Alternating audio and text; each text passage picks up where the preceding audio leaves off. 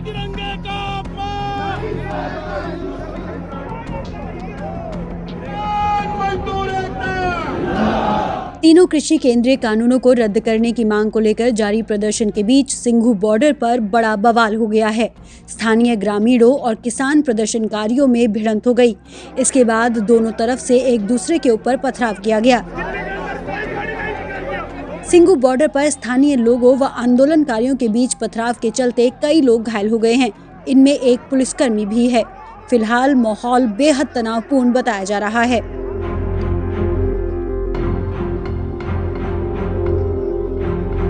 तीनों केंद्रीय कृषि कानूनों को रद्द करने की मांग पर अड़े किसानों का विरोध प्रदर्शन अब 65वें दिन में प्रवेश कर गया है।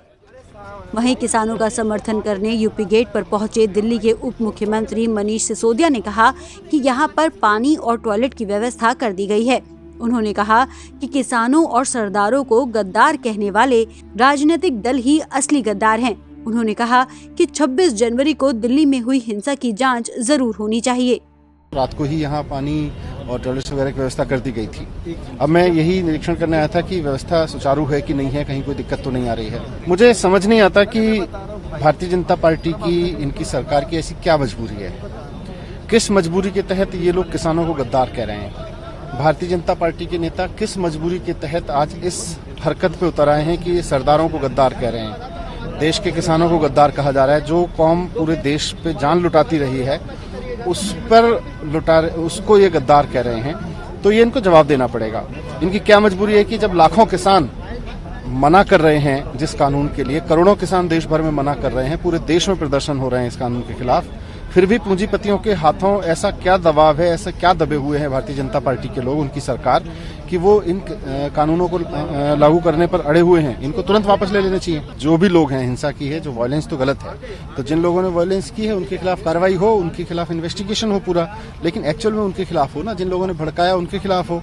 उनके संबंध किन लोगों से हैं, जिनके साथ उनके वीडियोज फोटो आए हैं, जो लोग उनको हमेशा अपना भाई बताते रहे हैं, सबके खिलाफ जांच होनी चाहिए। वहीं यूपी बॉर्डर पर भारतीय किसान यूनियन के प्रदर्शनकारियों ने मोर्चा संभाल लिया है।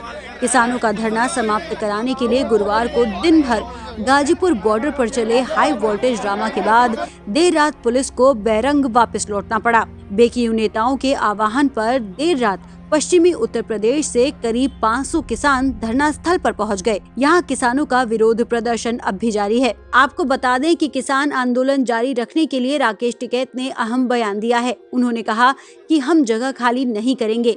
इसके साथ ही राकेश टिकैत ने लोगों से शांति बनाए रखने की अपील की। मंच से संबोधन में राकेश टिकैत ने साफ किया कि कुछ लोग आंदोलन को बदनाम करने की कोशिश कर रहे हैं। वे लोग आंदोलन छोड़ के तुरंत चले जाएं।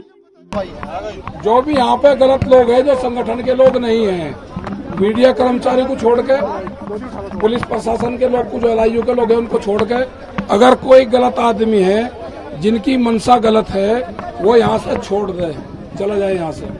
पुलिस ने कहा आप लोगों को यहाँ से हटना होगा, आप लोग हटेंगे कि नहीं हटेंगे? हम नहीं हटेंगे। गौरतलब है कि इससे पहले गणतंत्र दिवस पर दिल्ली में ट्रैक्टर परेड के दौरान हुए उपद्रव के बाद गाजियाबाद जिला प्रशासन ने सख्ती दिखाते हुए यूपी गेट पर प्रदर्शनकारी किसानों को धरना स्थल खाली करने का आदेश दिया। लेकिन शुक्रवार को हालात जस के तस बने हुए हैं।